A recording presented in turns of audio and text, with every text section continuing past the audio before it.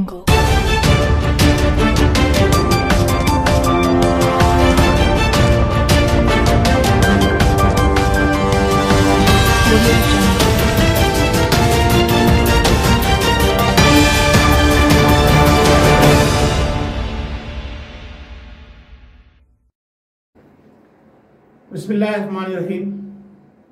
अस्सलाम वालेकुम वरहमतुल्लाहि वबरकातुहू। नाज़रीन, मैं हूँ अहमद सदर कुरैशी, आपका मेज़बान, और आपके लिए अपने प्रोग्राम जिसका उन्वान होता है आपके सामने लेके हाजिर हुआ हूँ।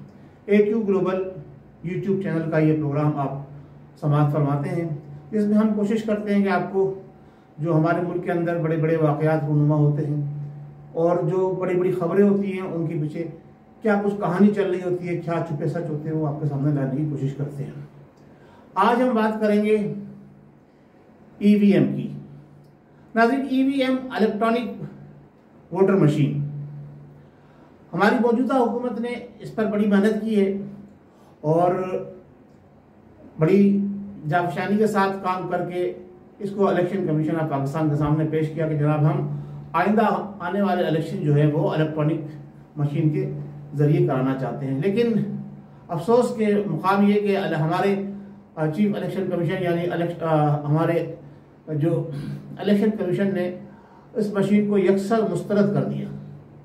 अच्छा, जो वजूहात बयान की गई हैं उसकी डिटेल्स पर अगर हम जाएंगे तो बड़ा टाइम लगेगा, लेकिन सीधा बातें हम आपके सामने शेयर करना चाहते हैं। सबसे पहले तो हम ये देखना चाहते हैं कि हमारे मुल्क के अंदर कुछ वोटों की तादाद कितनी है और ये पॉसिबिलिटी क्यों नहीं हो पा रही कि हम अपने वोटर को जो है इलेक्ट्रॉनिक मशीन के जरिए वोट देने पर तैयार कर ले और इलेक्शन कमीशन उससे मुतमईन हो जाए। देखिए, मैं आपके सामने एक छोटा सा मुख्तसर सा डेटा रखने की कोशिश करता हूँ। जो हमारा पड़ोसी मुल्क है इंडिया, उसके अंदर 912 मिलियन जो है वोटर्स हैं। कितने? 912 मिलियन वोटर्स। और जो उनका टर्नओवर पिछले इलेक्शन में रहा था वो रहा 67%। कितना रहा? 67% टर्नओवर, यानी वोट कास्ट हुए 912 मिलियन में से, और सारा काम इलेक्ट्रॉनिकली भी हुआ।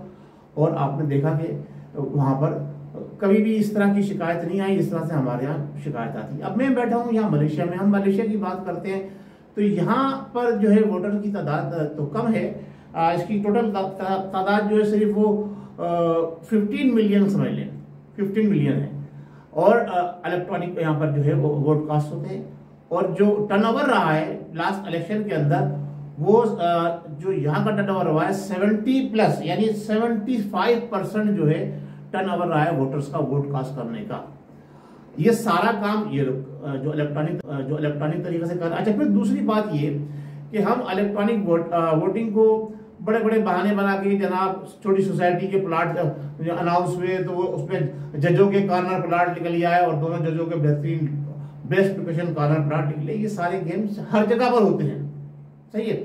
अब आप ये देखिए कि सबसे अहम बात ये जो है हमारा मुल्क जो है इस वक्त, आप ये देखिए कि दुनिया भर के अंदर जो बैंकिंग का सिस्टम चल रहा है वो ऑनलाइन बैंकिंग चल रही है। अब तो ऑनलाइन शॉपिंग शुरू हो चुकी है। आप ऑनलाइन ट्रांसफर करें, आपके घर आपकी जरूरत की हर चीज पहुंच जाती है। तो ये सारा सिलसिला क्या है? ये भी एक इलेक्ट्रॉनिक मशीन है ना जो काम कर रही है। और दुनिया उस पर एतबार करके दुनिया भर के जितने भी बड़े बड़े बैंक हैं, जो टॉप 10 बैंक है, उनका 80% दारोमदार किसके ऊपर है? इन सॉफ्टवेयर के ऊपर है जो उन्होंने बनाए हुए हैं। उन्हें सिक्योर भी करते हैं, कभी हैक भी होते हैं, कभी प्रॉब्लम्स भी आती हैं, लेकिन सिस्टम सिक्योर होता है क्योंकि उस पर काम करने वाले जो होते हैं वो खुद एतमादी के साथ काम कर रहे होते हैं और बेहतरीन काम कर रहे होते हैं। तो आप दुनिया भर के अंदर करोड़ों अरबों ट्रिलियन रुपीस की ट्रांजैक्शन जो हो रही है वो इलेक्ट्रॉनिक तरीके से हो रही है, इलेक्ट्रॉनिक मशीन से सारा काम हो रहा है। तो जब दुनिया पूरी इलेक्ट्रॉनिक मशीन इस्तेमाल कर सकती है और हम ये कहते हैं कि जनाब अली हमारे जो पाकिस्तानी हैं वो दुनिया के अंदर बेहतरीन साइंसदान के तौर पर ही पहचाने जाते हैं और हमारे पढ़ा लिखा तबका जो है ज्यादा है। अब हमें ये देखना है कि हम इलेक्ट्रॉनिक सिस्टम को क्यों नहीं अडॉप्ट कर। असल में बात यह कि हम अंदर से खुद चोर हैं, सारा सिस्टम हमारा करप्ट है।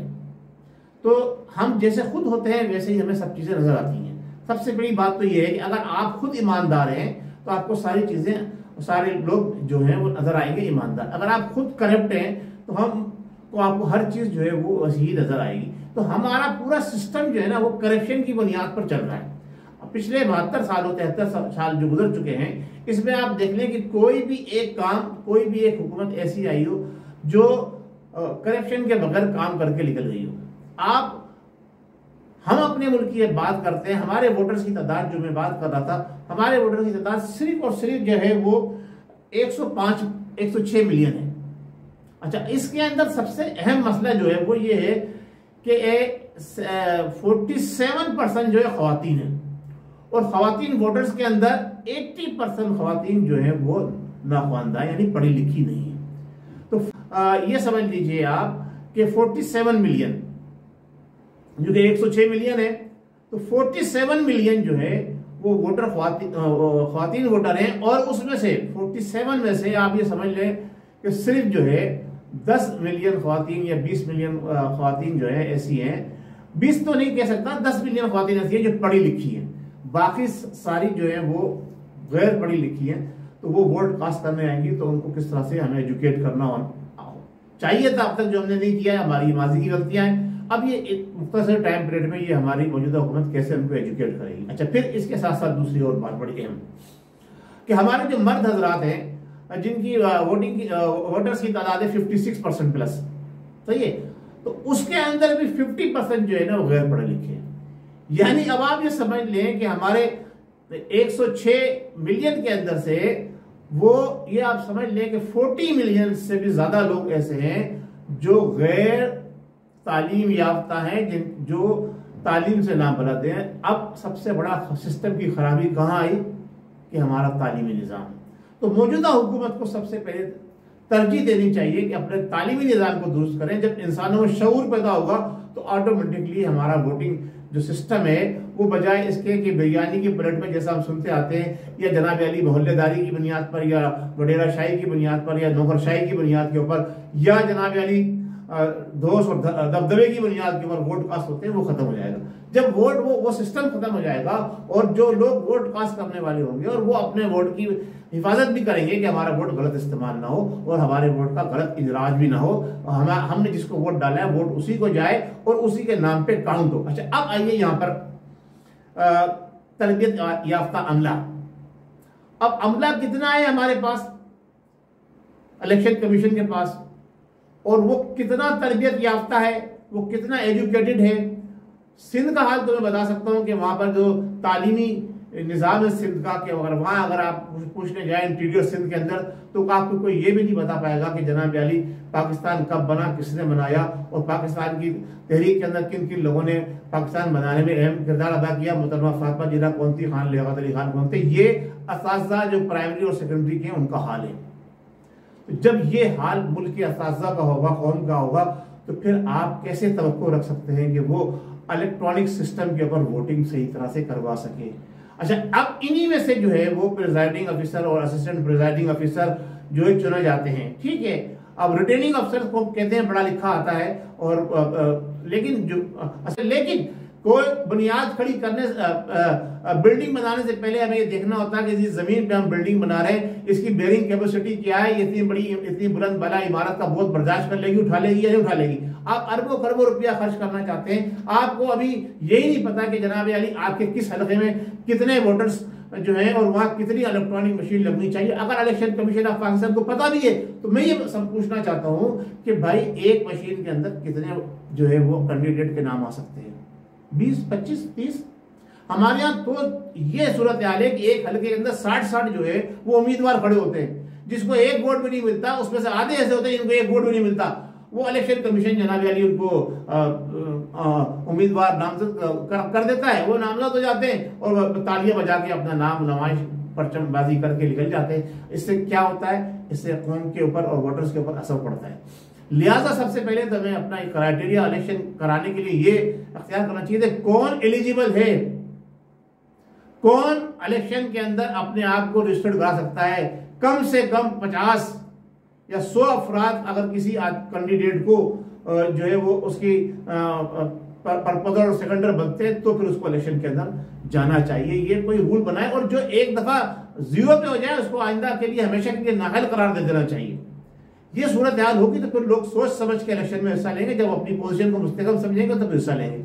यहाँ पे एक भी वोट नहीं पड़ता, अपना खुद का वोट भी वो कास्ट नहीं करता है और इलेक्शन में हिस्सा लेता है। जनाब अली कौन साबिक उम्मीदवार बराए कौमी असम्बली हल्का फला फला फला फला, जनाब अली ये अखबार में खबरें चल रही होती हैं। और वो कौन लोग खबरें लगाते हैं वो आपको पता है।